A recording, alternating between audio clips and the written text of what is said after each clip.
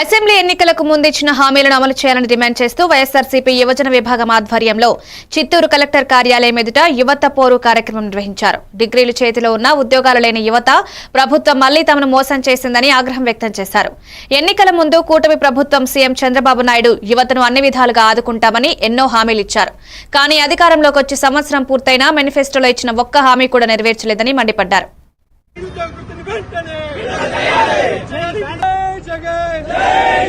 జగన్మోహన్ రెడ్డి గారు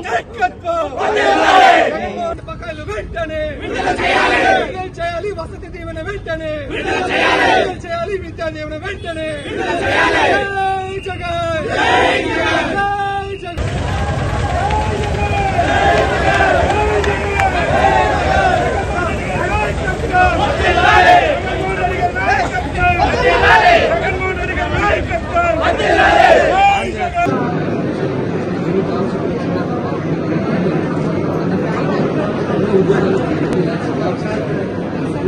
వైఎస్ జగన్మోహన్ రెడ్డి గారి ఆదేశాల మేరకు కూటమి ప్రభుత్వం ఏర్పడి సంవత్సర కాలమైనా కూడా నిరుద్యోగులకు నిరుద్యోగులు ఇవ్వలేదు.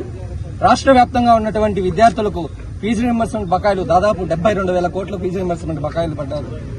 దీనివల్ల దాదాపు వేలాది మంది విద్యార్థులు ఉన్నత చదువులు చదువుకోవడానికి చాలా ఇబ్బంది పడుతున్నారు.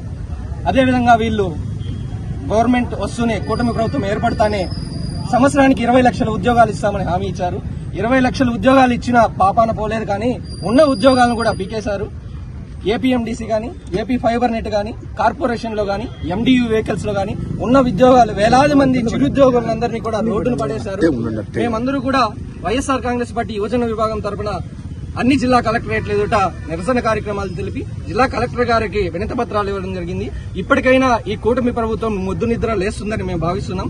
లేని పక్షంలో రాష్ట్ర వ్యాప్తంగా వైఎస్ఆర్ యువజన విభాగ ఆధ్వర్యంలో పెద్ద ఎత్తున పోరాటాలు చేస్తామని మేము తెలియజేస్తున్నాం. అదేవిధంగా ఈ సంవత్సర కాలంలో కూటమి ప్రభుత్వం ఏర్పడ్డాక ఈ తెలుగుదేశం, జనసేన, బీజేపీ ప్రభుత్వం